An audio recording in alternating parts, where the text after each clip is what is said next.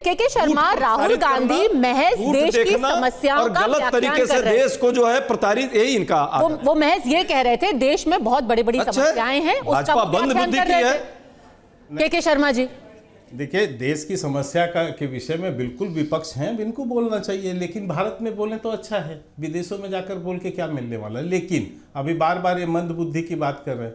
मैं पद्मजा जी बहुत दावे के साथ एक बात कह सकता हूँ, कोई भी रिकॉर्ड उठा लीजिए, भाजपा का कोई वरिष्ठ नेता बंद बुद्धि राहुल गांधी को आज तक पप्पू नहीं कहा। बंद बुद्धि है भाई, कोई नहीं बोला है पप्पू इनको।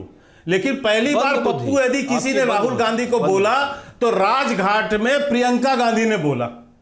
दूसरी बात है, अपने आप को पप्पू राहुल गांधी ने सदन के अंदर बंद बुद्धि वाले लोग हैं। कल जो है वाले लोग हैं इंटरनेशनल, इनके अंकल सैम पित्रोदा ने पप्पू करके पुकारा राहुल गांधी को, इंटरनेशनल पप्पू बना दिया। नहीं, उन्होंने कहा हमने पप्पू नहीं कहा है, भाजपा ने फैलाया। उन्होंने कहा पप्पू नहीं है, वो बहुत गहन सोच करते हैं। मुझे बताइए, पप्पू कहा किसने था इनको?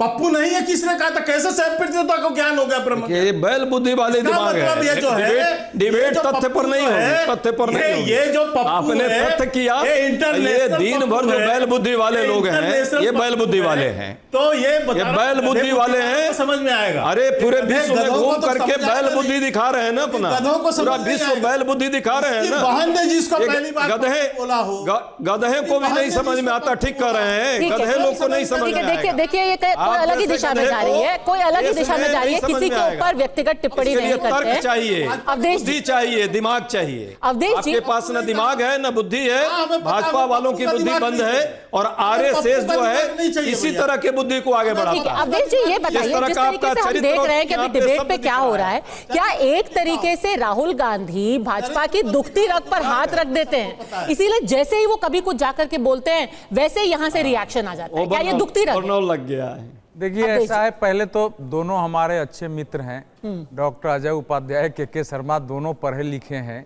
मेरा विशेष अनुरोध होगा कि हम सब लोग डिबेट में बैठे हैं, एक दूसरे की बात का खंडन कर सकते हैं, लेकिन दोनों से इस प्रकार की भाषा की मुझे कम से कम उम्मीद नहीं। हो सकता है मैं भी आपके विपरीत हूँ, लेकिन जरा भाषा, देश की राजनीति की का जो विमर्श की भाषा है ना, वो ज़्यादा डर पैदा करता है कि हम लोग कहाँ पहुँच गए हैं। पहले एक ही परिवार में कांग्रेस, बीजेपी, कम्युनिस्ट होते थे, आपस में बहस चलती थी। हम लोग ऐसे समाज से निकल के आए हैं, तो इसलिए तो मेरा आग्रह जो हुआ, आगे से हम लोग विषय पर डिबेट करें। देखिए, राहुल गांधी जी की इस समय एक पॉलिटिक्स है। जब लंबे समय तक कांग्रेस को सफलता नहीं मिली, उसके बाद 2017 से उनकी मतलब एक नियोजित विदेश जब योजना पूर्वक, पहले भी जाते रहे हैं, लेकिन जाना, वहाँ अपनी बात रखना, फिर वहाँ छात्रों को संबोधित करना, 2017 से उनकी यात्रा शुरू हुई है और अभी तक की यात्राएं चल रही है। सैम पित्रोदा उनके ओवरसीज अध्यक्ष हैं, जाहिर है से प्लान्ड होता है। लेकिन उसमें जो कठिनाई आ रही है इस समय कि अब राहुल जी इस देश की दूसरी पार्टी के सबसे बड़े नेता हैं, लोकसभा में विपक्ष के नेता हैं, सबसे ज्यादा तक समय तक भारत में शासन करने वाली पार्टी के नेता हैं। तो देश के अंदर राजनीति का हमला करना वो समझ में आता है, लेकिन जब हम देश के बाहर जाते हैं तो हमारी भाषा कैसी होनी चाहिए? अगर ये ठीक है कि नरेंद्र मोदी को विदेशों में प्रोजेक्शन मिला, प्रधानमंत्री बनने के बाद बड़े बड़े कार्यक्रम हुए, तो राहुल जी को भी उनके समानांतर खड़ा करना है तो हम ले जाएं और बुलवाएं। लेकिन आप देखेंगे जैसे पिछले साल का, इस बार का उनका बयान देखिए, और पहले पिछले साल के कुछ बयान को मैं उद्धृत कर देता हूं आपको, फिर आपको पता चलेगा कि एक ही बात लगातार वो बोल रहे हैं। जैसे पिछली बार उन्होंने जो कार्यक्रम था, इसमें जून में उनका कार्यक्रम था पिछली बार, और उन्होंने जैसे ये कार्यक्रम में एक मुस्लिम आदमी की ओर जो है वो खड़ा किया और बोला कि भैया ये जो है बे एरिया मुस्लिम कम्युनिटी का कार्यक्रम था, जिस तरह आप पर हमला हो रहा है, मैं गारंटी दे सकता हूं कि सिख, ईसाई, दलित, आदिवासी भी ऐसा ही महसूस कर रहे हैं।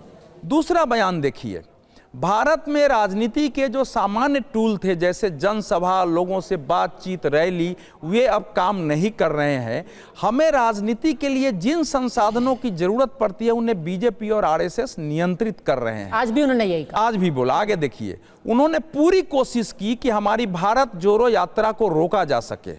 उन्होंने पुलिस और एजेंसियों का इस्तेमाल किया।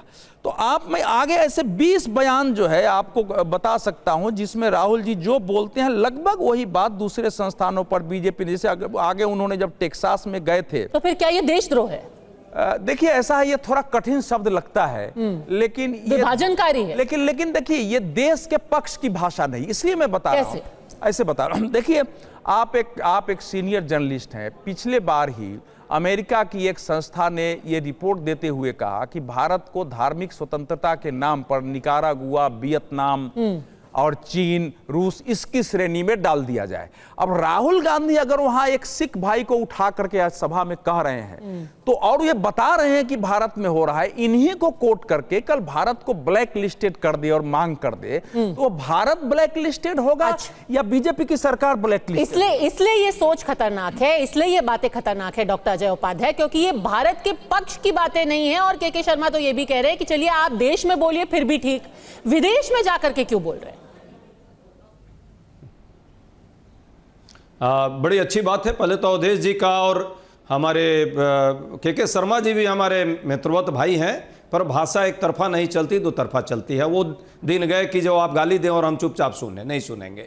हाँ, प्यार से आइए, हम भी प्यार से जो बात अभी चल रही है अवधेश जी बड़े भाई हैं, बड़ा अच्छा किया उन्होंने। तार्किक भाषा है तो तार्किक तौर पे तुम ताम में नहीं करता, फिर अपनी आवाज को ध्यान रखिए, तुम ताम नहीं बोली जाती भाषा की। विदेश में क्यों? 10 गालियां राहुल गांधी जी ने जो भी बात रखी है, कोई गाली गलौज नहीं। विदेश में क्यों? अजय उपाध्याय भी आपके संस्कार को पूरा दुनिया देख रहा है, पूरा भारत देख रहा है। सुनिए के जी, 12 वर्ष से अजय उपाध्याय जब प्रवक्ता नहीं थे तब भी मेरे साथ डिबेट करते रहे, हम लोग लड़ते रहे, कभी ऐसी भाषा सुनी नहीं थी। ठीक है, मुद्दे पे आते हैं। विदेशी धरती पे क्यों? उनको बात करने से पहले मंद बुद्धि और सद्बुद्धि से बोलने से पहले उनको समझ होनी चाहिए। ठीक है, मुद्दे पर आते हैं। बुद्धि बोल रहे हैं, ठीक है, मुद्दे पर आते हैं। विदेशी धरती पे क्यों? एक समझ होनी चाहिए। मुद्दे पर आते हैं। विदेशी धरती पे क्यों? मुद्दे पर आते हैं। मंद बुद्धि बोलना, किसको मंद बुद्धि समझा? मुद्दे पर आते हैं, मुद्दे पर आइए। ठीक है, अरे भाई हो गया, बैल बुद्धि कौन है, मंद बुद्धि कौन है, पूरा देश जानता है। गधों जो वही बात कर रहे हैं। अजय टाइम पर बात। डॉक्टर उपाध्याय, विदेशी धरती पर क्यों? फिर वही भाषा, विदेशी धरती पर क्यों? क्या कर रहे हैं? और देश के पक्ष में ये भाषा नहीं। स्पष्ट बात है ये। आज सुनिए, दो बातें हैं। एक तो भारत के प्रधानमंत्री जो इस देश के हम सबके प्रधानमंत्री हैं, वो विदेश जाते हैं तो क्या वो कांग्रेस के बारे में, पूर्व प्रधानमंत्रियों के बारे में और कांग्रेस के विचार के बारे में कुछ नहीं बोला, आज तक नहीं बोला हो? तो यहाँ जो लोग हमारे साथी हैं शुभचिंतक, वो स्पष्ट कर दें कि वो देशद्रोह है या देश के प्रति प्रेम है। पहली बात, दीमक और क्या क्या कांग्रेस को कहा।